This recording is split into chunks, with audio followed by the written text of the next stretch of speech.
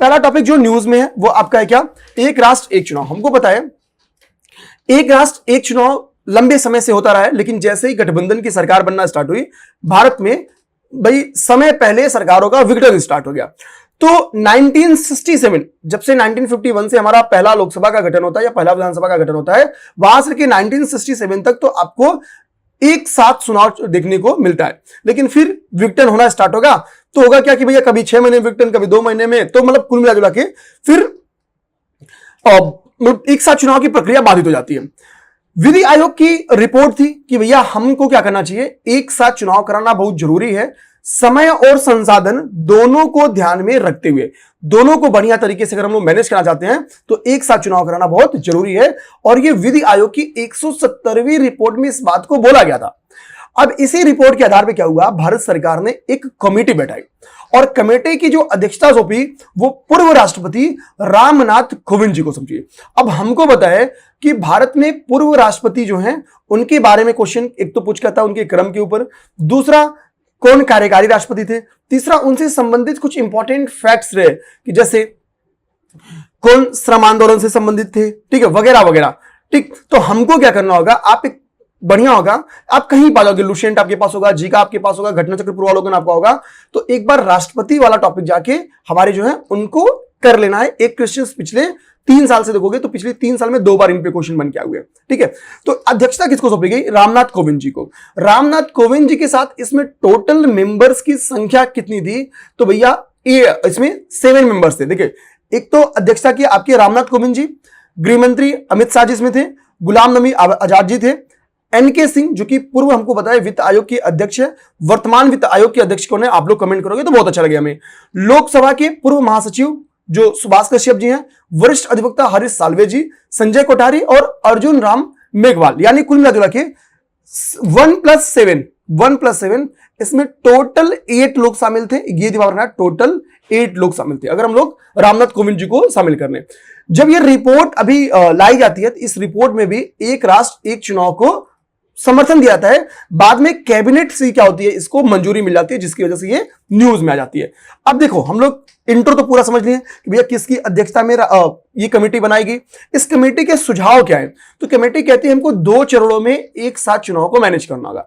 जो पहला मैनेज करना होगा उसमें हमको विधानसभा और लोकसभा के चुनाव को मैनेज करना होगा, लोकसभा और सभी विधानसभाओं के चुनाव को मैनेज करना होगा।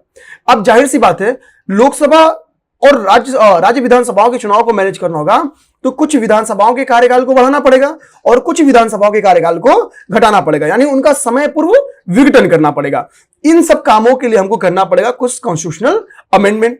इतना ही नहीं, एक साथ चुनाव की बात जब हम लोग करते हैं, हम 73वां और 74वें कॉन्स्टिट्यूशनल अमेंडमेंट्स के थ्रू हमने पंचायती राज और जो नगर पालिका है इनकी बात करते हैं, यानी स्थानीय निकायों का भी चुनाव एक ही साथ होना चाहिए। फिर तो इसका क्या बंदोबस्त बनाया कि भैया जब ये चुनाव संपन्न हो जाए लोकसभा और राज्य विधानसभाओं के, तो इसके बाद 100 दिन के अंदर ही क्या करना होगा, स्थानीय निकायों के भी चुनाव करवाने चाहिए। हमको पता है कि ऊपर के जो चुनाव होते हैं वो जो हमारी राष्ट्रीय इलेक्शन कमीशन है वो कराती है और स्टेट इलेक्शन कमीशन जो है वो आपका लोकल इलेक्शन का जो चुनाव है वो कराती है। तो एक तो यहां पे पीटी में क्वेश्चन बन के आ सकता है कि कितने दिन के अंदर चुनाव कराने की बात बोली गई है स्थानीय निकायों की, तो 100 डेज, ये डायरेक्टली क्वेश्चन बन के आ सकता है। अब जाहिर सी बात है इस पूरे प्रक्रिया के अंतर्गत क्या होगा, कुछ हमको करने होंगे कॉन्स्टिट्यूशनल अमेंडमेंट, ठीक है। तो यहां पे बेसिकली वो कॉन्स्टिट्यूशनल अमेंडमेंट के ऊपर बातचीत किया है कि भैया आर्टिकल 83 और आर्टिकल 172। आर्टिकल 83 क्या करता है कि भैया पार्लियामेंट संसद की अवधि के संदर्भ में बात करता है। संसद की जब हम लोग बात करते हैं तो इसमें आपकी, अब बताओ, लोकसभा और राज्यसभा के अलावा क्या कोई और भी शामिल होता है या केवल लोकसभा और राज्यसभा? हमको पता है राज्यसभा क्या है, एक अस्थायी सदन है, इसके 1/3 मेंबर्स हर 2 साल पे रिटायर, ठीक है, मतलब 1/3 मेंबर्स का हर 2 साल पे चयन होता रहता है, 1/3 जाते हैं और 1/3 आते हैं।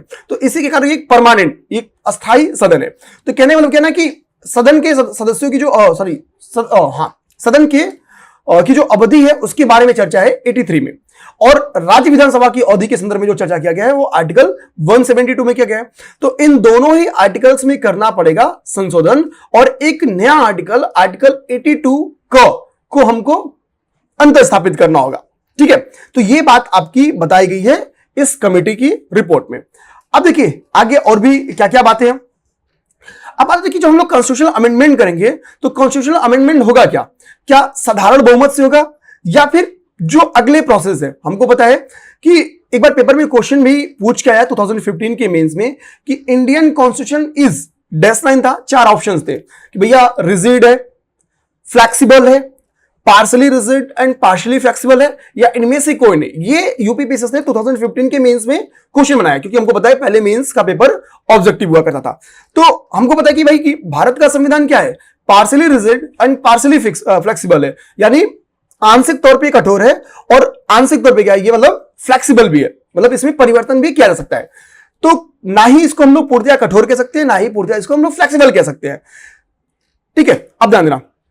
तो एक तो क्या है कि हमको अपनी कॉन्स्टिट्यूशन में अमेंडमेंट करना है, तो हमको सिंपल मेजॉरिटी चाहिए। एक तो प्रोविजन हमारे पास क्या गया है कि भैया सिंपल मेजॉरिटी चाहिए। सिंपल मेजॉरिटी क्या कहती है? अभी जैसे सिंपल मेजॉरिटी आप बताओ, क्या हमने जब अभी जीएन के आर्टिकल 370 जब हमने हटाया था तो क्या सिंपल मेजॉरिटी का यूज किया था या अदर मेजॉरिटी? अदर मेजॉरिटी में क्या है कि भैया 2/3 मेजॉरिटी, पार्लियामेंट में उपस्थित और मतदान करने वाली की 2/3 मेजॉरिटी। और किसी किसी केस में लोग क्या करते हैं कि 50 या आधे से अधिक, मतलब एटलीस्ट 50% स्टेट की जो लेजिस्लेटिव मतलब राज्य विधानसभाएं हैं उनकी भी अनुमति आवश्यक होती है। तो ये क्या है, ये आर्टिकल 368 के तहत ये 3 प्रावधान किए गए। इसमें एक अच्छी बात यह है, यहां पे क्लियर देखेंगे कि स्टेटमेंट लिखा होगा कि इसमें राज्यों, इस संशोधन यानी जो संशोधन करना है इसमें राज्यों से अनुसमर्थन की आवश्यकता नहीं है। ठीक, यानी क्या है कि इसमें जो अमेंडमेंट करना होगा उसके लिए क्या है कि संसद के दोनों सदनों के आधे से अधिक सदस्यों द्वारा मतदान किया जाना एक तो अनिवार्य है वोटिंग में, और जो मतदान होगा, ठीक है, जो मतदान होगा उनमें से 2/3 सदस्य इसके पक्ष में होने चाहिए। ठीक है, ये क्या है, प्रावधान है, तो कॉन्स्टिट्यूशनल अमेंडमेंट हो जाएगा। तो ये हो गया आपकी पूरी जानकारी एक राष्ट्र एक चुनाव के ऊपर जिसके बारे में चर्चा किया गया है। ओके, उम्मीद करेंगे ये बात आपको समझ में आई होगी।